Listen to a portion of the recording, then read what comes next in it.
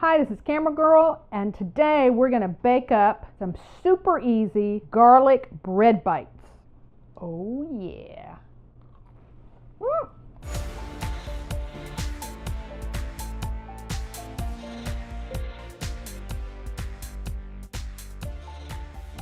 Camera Girl here, and today we're going to make some garlic rolls. There's no yeast in the stores right now, so we are going to make some garlic rolls with flour, a little bit of stuff to help it rise, and some yogurt. Let's get to it. So this is some all-purpose flour. Now I'm going to add my baking powder and salt. Just going to give those a quick mix. And then this is Greek yogurt. You can use non-fat, you can use 2%, you can use whole. Add all of your yogurt to your dry ingredients. And then I'm going to use a fork to just sort of mix it together. The idea is to get it combined into a bowl where you have the dry distributed throughout the yogurt. And when it's starting to come together, you might want to just switch to something that's a little more forgiving. It won't stick as much. You don't want to work it around too much, but you can see we've got it in a ball. It looks like the consistency of a biscuit dough. It's similar, so you just want to get it so it can sort of roll into a ball. And then once you've got that, you want to flour up a surface because you're going to want to knead it just a little bit. And don't be afraid of that idea of kneading it. It's not going to take that much. In fact, you don't want to overwork it. It can just get it tough. And I just have a little bowl of oil that just makes your fingers a little more forgiving. This is just like a vegetable oil? It just makes it a little easier. You can do it with flour as well, but I just find just a little bit of oil, and you're not trying to add a whole bunch. We're just going to keep this from sticking. And okay, that's it.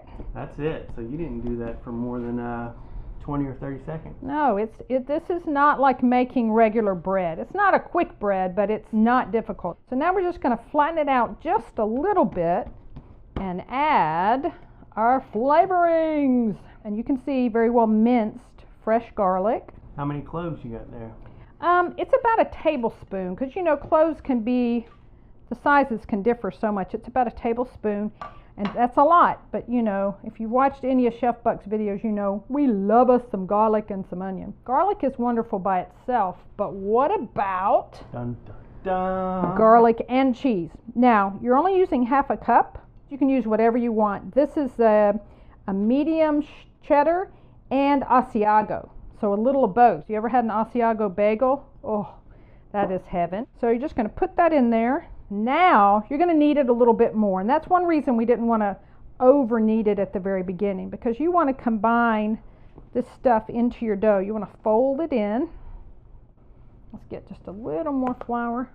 I forgot to put a little bowl of flour too. This is one recipe where you don't want to add too much cheese. You just want to add some so that it puts a smile on your face. So you can adjust the cheese to your desire. Like I sort of maxed this out. You could see that it took a second before it started binding again. But now it's forgiven us. Life is good. Now we're going to divide it into some shapes, roll it up, and get it in the oven. So a little more flour on your surface? Just a little more flour. So we're just going to spread this out so we can cut it into our deliciously portioned rolls. So we're going to cut this into actually 16. So these are going to be like little garlic bread bites, so they're not going to be very big. No, exactly. But yeah, we're going to make 16. So all you're going to do is just sort of fold it in together a little bit. So once you've got it rolled up gently, got some parchment paper. For this recipe, you can definitely just grease up your pan lightly. But the parchment paper helps because we are going to melt some butter to put on the finished product.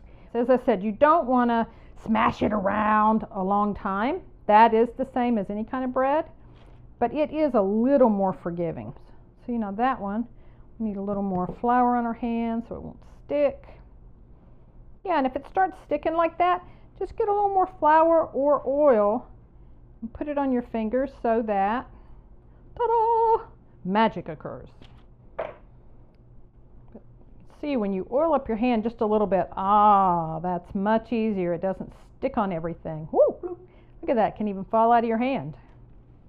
So we've got 16 lovely little rolls. Ideally, you want them to be the same size.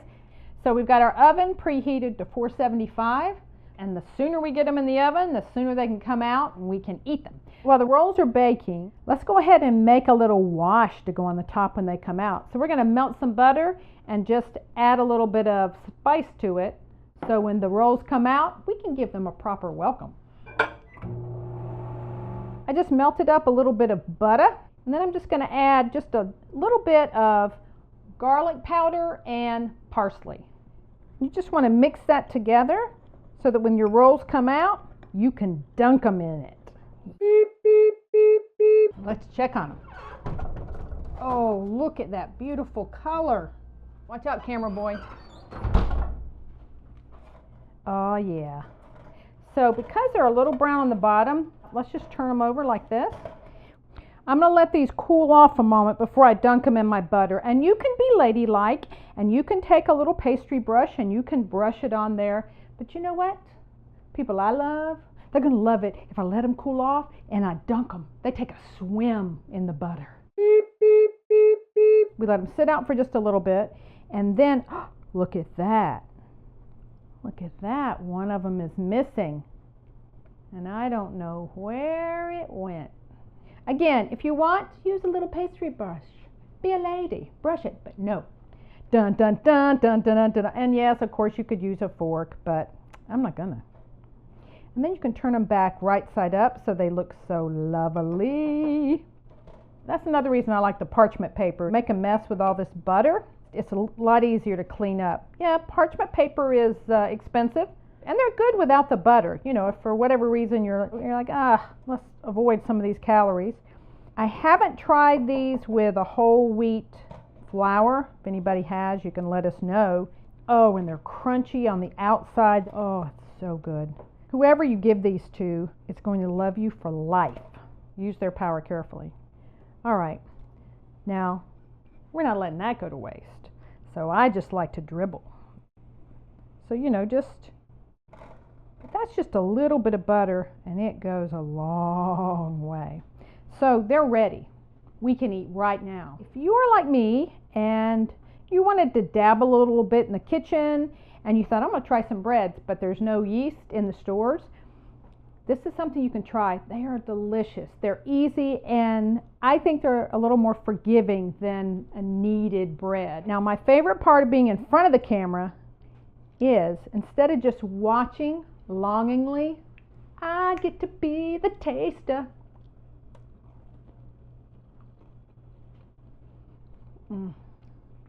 How can you go wrong? Bread, cheese, garlic, butter. Oh my gosh.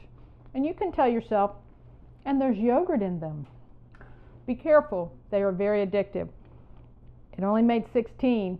One was gone even before the topping was on. So we'll have the recipe over at myfoodchannel.com. Go over there, check it out. If you like it, subscribe it. Hope you like them as much as we do.